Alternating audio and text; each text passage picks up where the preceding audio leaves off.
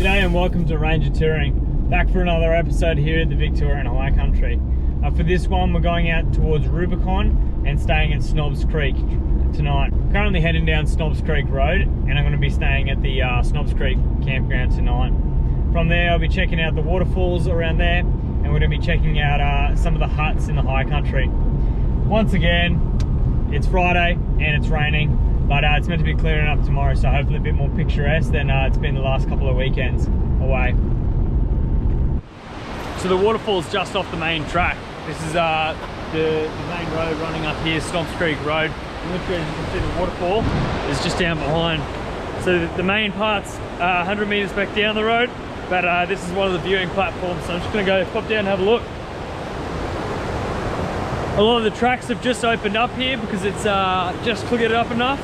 And the seasonal closures have stopped, so everything should be flowing heaps, which, as you can see, it really is.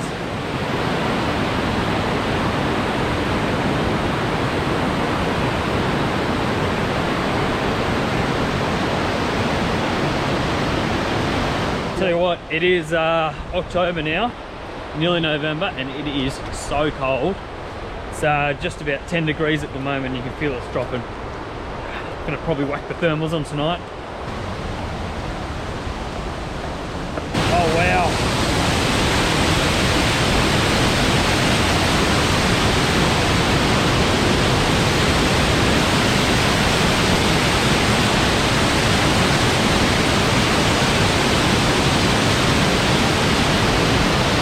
It is absolutely flowing. Have a look at that. That is spectacular.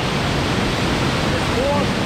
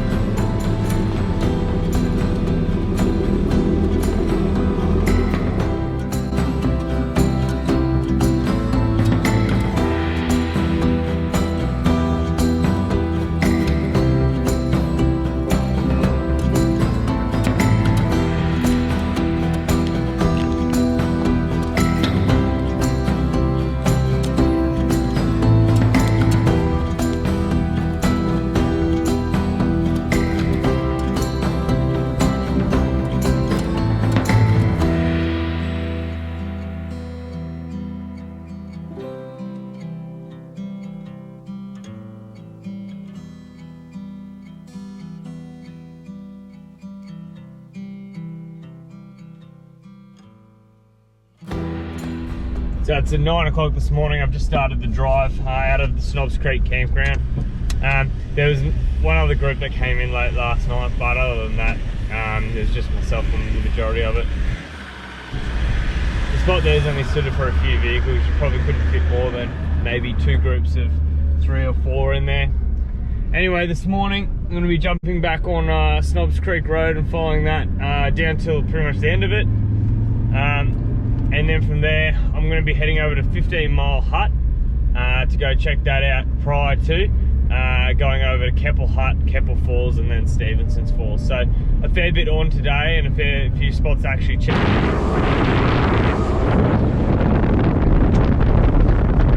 I'm out here after there's been a massive storm come through Victoria, and so there's a whole bunch of trees down, just due to, I assume, the wind and potentially even some lightning strikes. It was pretty big lightning storm. So there is just trees all over the track, probably driven over half a dozen already, and then there's big logs sort of hanging half over that you have to really work your way around. So just a point of note, I haven't come up against a showstopper yet, but if I do, hopefully the chainsaw will be able to cut through it.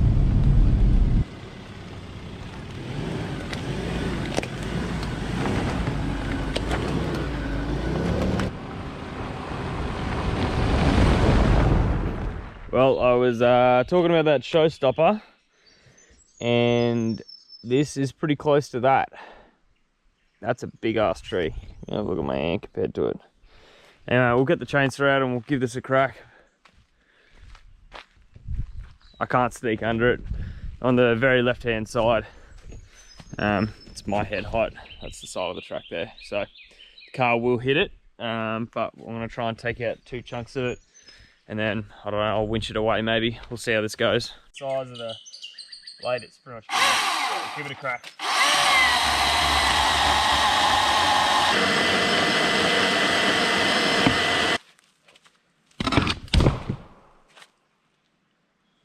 That's a hell of a log.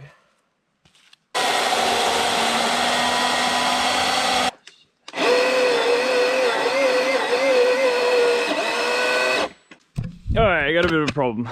When the log has kind of started to close shut, it's clamped the chainsaw shut in it, and I can't get it out.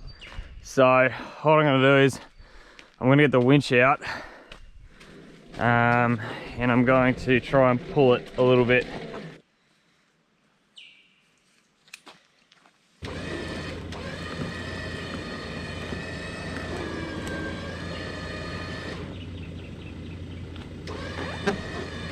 Alright, so here's an update on the chainsaw predicament. Alright, there is the length of the chain and the bar.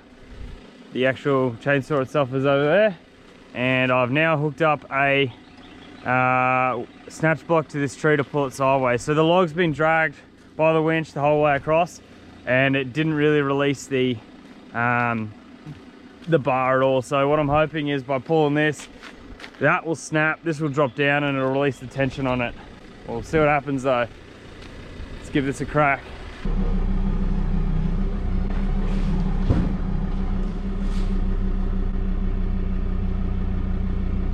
Well, one problem down, let's go check out the rest.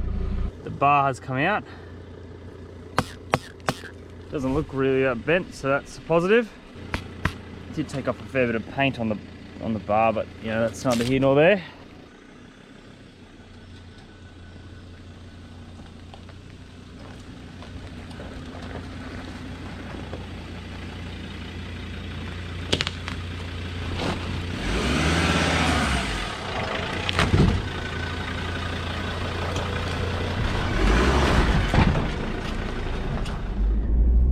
Well, I couldn't get the chain out of the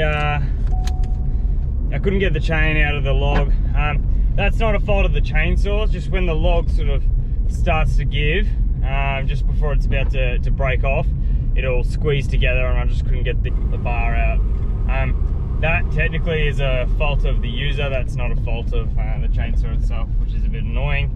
But I need to get the bar out, because you can at least buy a new chain. You can't really buy a new bar, I don't think anyway. I haven't tried, but I haven't seen them on the website yet. So anyway, we got it out, got the majority of it out. The only problem is now, obviously, if there's any more showstopper style trees in the way, I have no chainsaw, so I have to either winch it out or go around it somehow. Most of them I've been able to go around it until that one that straight across the track. So yeah, it's all part of the fun.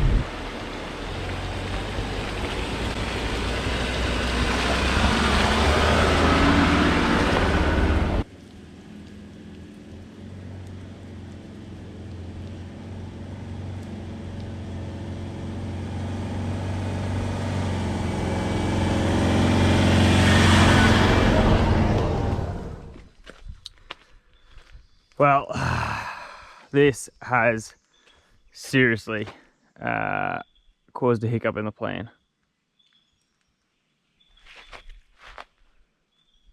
There is no way over that. No way around it. And obviously the chain isn't attached to my chainsaw anymore. So I don't really know how I'm getting over this one. Or if I am getting over this one, because this looks too big to move.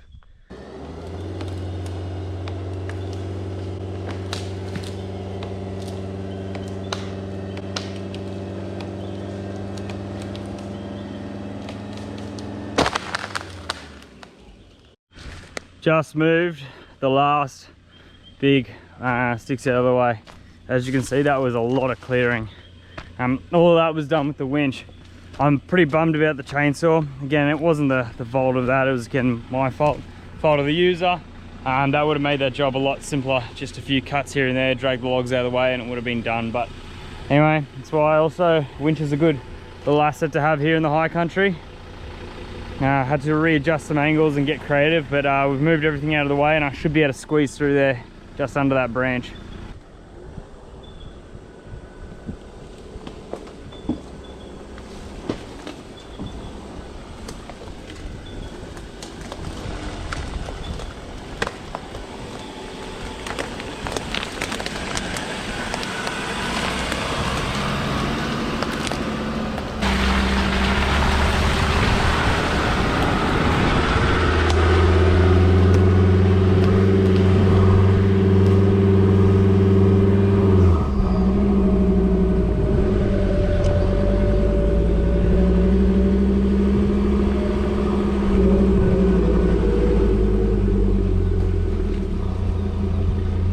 So finally made to 15 Mile Hut.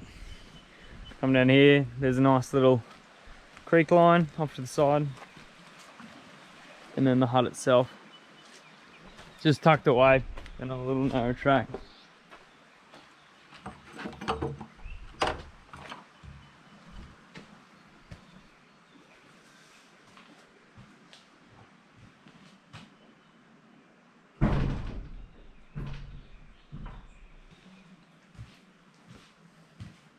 Little fireplace and tucked in the back corner. It's a shame people leave all their junk around here, but nice little cool little hut.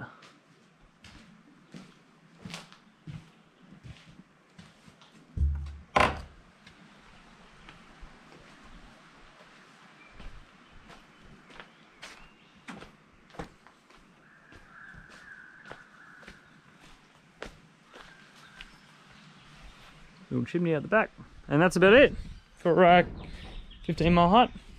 I'm currently sitting on MCFADYEN track, and that's taking me over to KEPPEL Hut. That goes from the north to south towards KEPPEL Hut. This is one of the tracks though that is closed during the winter, and they only just opened up as of the 28th of October. So yeah, a lot of them are pretty overgrown and you know, I guess not cared for as much, so unsure what to expect.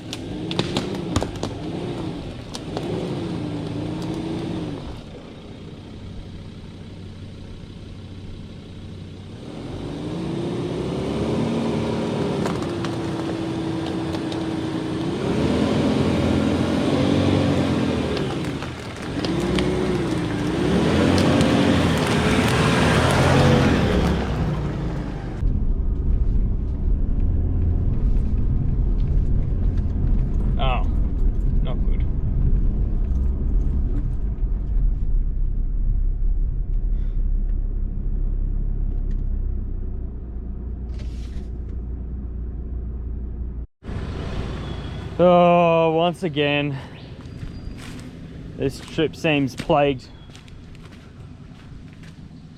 by trees. That is definitely a showstopper, and that is not getting winched out. That is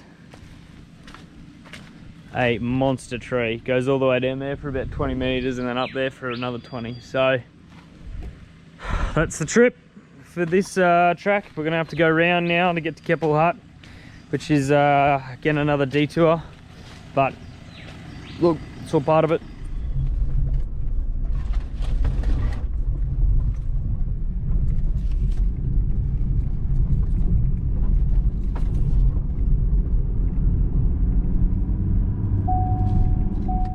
Because that last track was blocked off, I've had to take a detour. So for that, I'm taking Blue Range track, which runs sort of around the outside and then comes back around to the south of KEPPEL Hut. So I'll be able to still hopefully get to KEPPEL Hut as long as it's not blocked from the south. Even on the main road, look what can happen.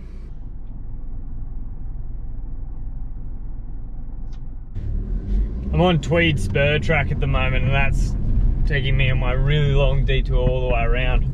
Hopefully there's no trees, touch wood, there hasn't been so far. But this track is just muddy as, which is good fun. If it weren't for the fact that you're going downhill on mud on the edge of a spur. So if you slip too far wrong one way, you're in a bit of trouble.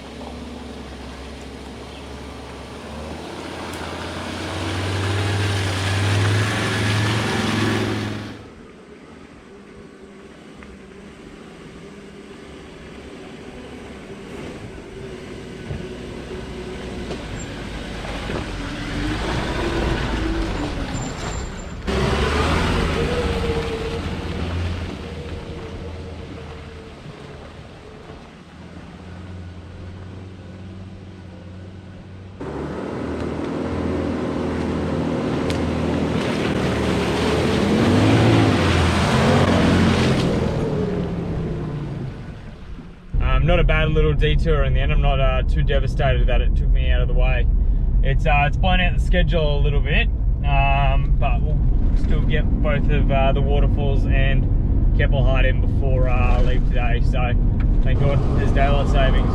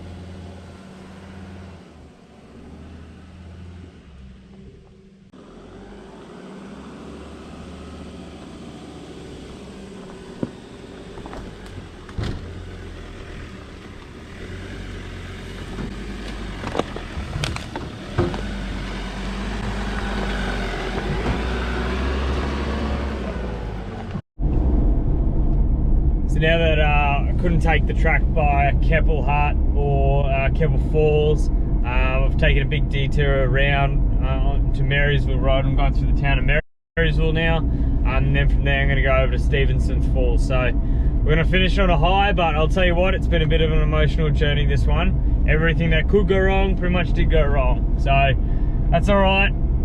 Next time I'll make sure I've got a few spare chains and bring at least, yeah, and don't make the same mistake again. That's the waterfall edge behind it. That is bloody impressive. Look at that thing. There's another 800 meter walk to the top, so I'm going to take that one up.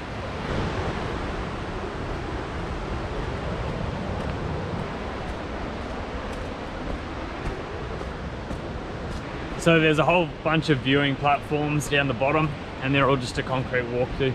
However, if you want to go right to the top, you've got to take this little rainforest track.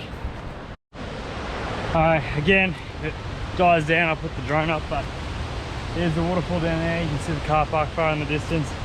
We're still going on the walk now, but it is sort of bucking